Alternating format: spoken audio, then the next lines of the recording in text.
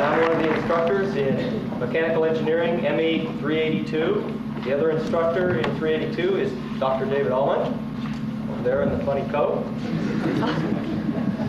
Our problem this year involved lifting pennies up a set of stairs.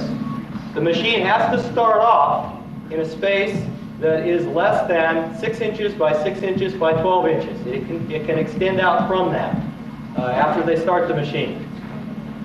They were limited in power to one small Radio Shack motor that was specified and a AA battery. And so all of the machines are operating with the same electric motor and the same power source. They are limited in control of the machine to being able to switch the machine on at the very beginning of the contest. After that, the machine is to climb the stairs and stop at the top by itself. And when the machine stops, all of the machine must be above the level of the top step. And we're going to score this tonight by the number of pennies divided by the time times 10. Okay, with that I'm going to turn this over to Dave, who's going to run the show. Thank you very much, Bob. The way this is going to operate is we have a red side and a blue side. We will have one team that will be running on each of these sides. They're scoring independently, but we're going to run them two at a time. We have a ready area, which is the area in front of those seats over in front of Alex. Alex, raise your hand. Alex is one of the TAs. He's an official penny counter. We have another ready area right over here. Garrett's the official penny counter over here. This is what we do with our graduate students. And then the timing is going to be done by Steve and Ryan. And then Steve's going to copy the scores and Ryan's going to calculate, or the spreadsheet's going to help Ryan calculate. Okay? Any questions? Of course we have questions. The contest has some small effect on the grade, but not a big one, because it's the experience of going through a design project, taking a set of very ill-defined rules and turning it into a piece of hardware, and that experience is the keystone of this course, not whether they win or lose the contest. The contest is just to add some fun to the end so we can all feel really stupid, because design makes you feel stupid because it never works the way you want it to.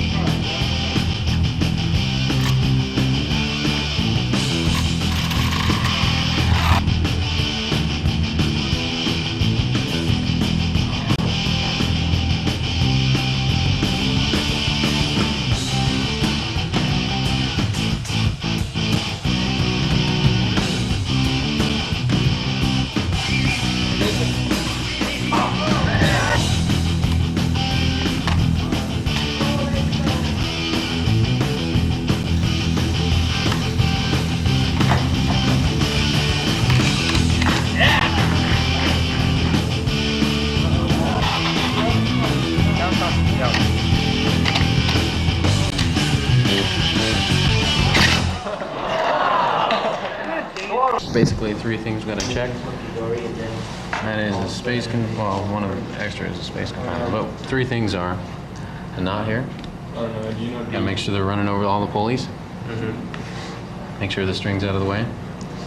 Make sure the pulley, these wheel pulleys, are resting on the track and aren't gonna fall off.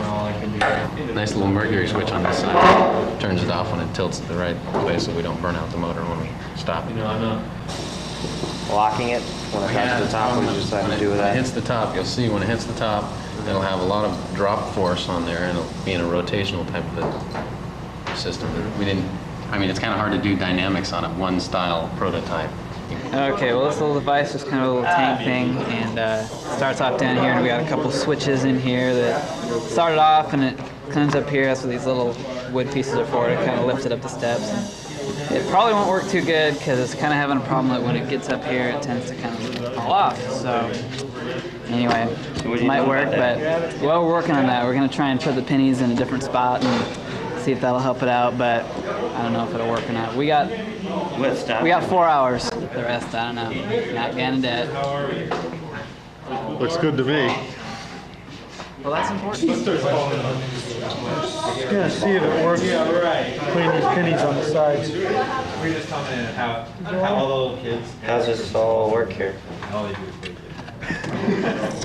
Just the ramp. Exactly, yeah. They enjoy it. About it. Unfolds it as it drives Yeah. away. Okay. Our machine is based on 3 aluminum channel rails that we had bent that start out all down inside of each other and have a pulley roller system underneath. And our cart here would sit on top like so.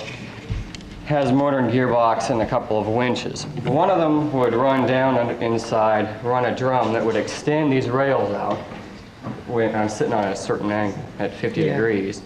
This would contact the top step, and then the motor would change to pulling the cart up the rail and get to the top and teeter-totter up to flat.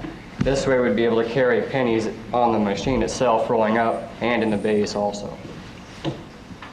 What we have here is just a rotating arm. It starts off in this initial position with a load of pennies down here, and the rotating arm rotates up the mass of pennies, and these fulcrums make contact with the stairs, and as the arm gets up high enough, it rolls over the stairs and should stabilize on the top step. But our problem was, yeah, go ahead, Mr. And then it would fall on. Our problem was basically in the power transmission. We couldn't carry enough pennies up to keep a moment up on the stair up here so that it would stay like this. It was just coming back down every time. So that was our problem. We just couldn't get our gear train to work right. Basically, this is a folding ramp. I have a gearbox and the motor mounted on the bottom, and I have a latch here on this part of the ramp. And when you turn this on, it's supposed to fold out. Unfortunately, it doesn't always do it. And basically, once it got folded out like this, it was supposed to pull this up, and then when it got to the top, teeter by leverage. Okay, thank you, Pat.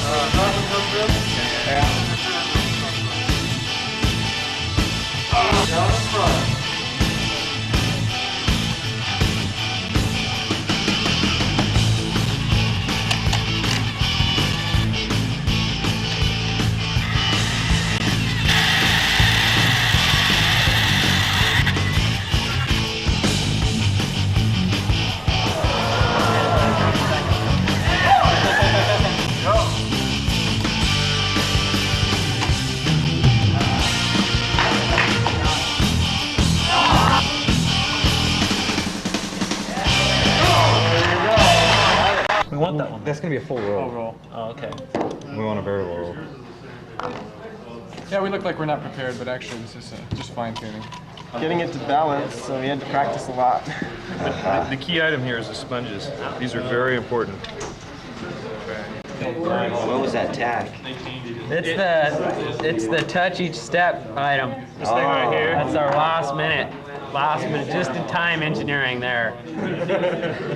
So it's kind of got some perks. Would it help if I cut off one of your fingers? Oh, yeah. You never have learned how to play with them things, have you? We use this bag to lift up some of our pennies, and then when it gets to the top, this separate string attached to the box activates this tipping device, which tips it forward. These little feelers touch the steps. These keep the box from swiveling, and it gets to the top. This double-sided tape attaches it. So if it did, this inner frame here will extend out, and as that'll cause this belt to start turning, and it'll feed pennies one by one onto the notches here. 3 by 3. And they'll drop into this hopper up here at the top, and eventually there'd be enough weight transfer that it would just counterbalance up, and it would be tilted above the plane. I've had 2 of these, so it should be 175 right now. 2 full rolls? I think I have. Maybe not. No, I have. I can't remember. Can't count. We're in bad shape here. Ooh, barely. Oh, we're gonna win, definitely. Go to the 382. If these guys win, that'd be hilarious. I'll give them a quarter of my grade. I'll just say, give to your team. We got that on tape. Yeah, it's special. It works on the red steps, but it doesn't seem to work on the blue steps. The red steps is what everybody wants. I know. Anybody with the track wants the blue steps, so. All right, we're going to have the cart carry up the pennies. It's got a gear system in there to gear down the motor and get a lot of torque out of the front. It's going to start out ramp just vertical like that. The cart flip switch, start pushing forward, tip the ramp over. It would catch the tab there that you see, push the extension out, bend the extension, get to the top, and eventually cause a moment to upright the ramp. We had a kind of a major problem getting the gear to stick to the axle, so that didn't work. So that's it. No, it almost works.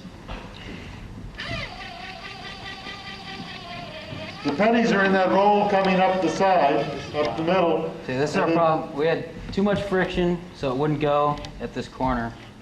And then the track was a little too heavy. If the track was a little lighter, it would have rolled up like that. Kept going. Well, kept going. Got up to the top, and the track was a little heavy here too, so it would stay right about there. Normally it would come up like that. One of the things we teach is keep it simple, stupid. This comes close to being about as simple as you could do this. Yeah.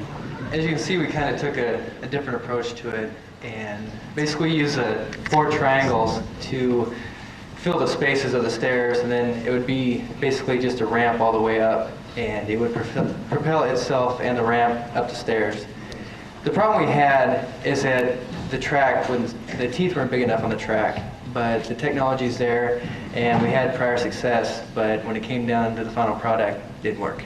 So we just needed more time and more money. A comment about this one. You'll see a number of tracked vehicles tonight. This is an interesting tracked vehicle because the vehicle actually runs in the track as a little car, and it lays down its own road as it goes. Yeah, our design consists of a base, 2 legs, and a body, the body of which contains the motor, the battery, the transmission, and hopefully, well, it didn't, but it would have carried the pennies. And when it starts at the bottom of the steps, it would start in a nested position. When the switch is engaged, the motor transmission would put a torque on the legs, and the body would come up, rest on the step, and the base would follow, and then it would be ready for another step. In other words, here was a design that was going to walk up the steps, one step at a time. One of the mantras of engineering design is, if I just had a little bit more time.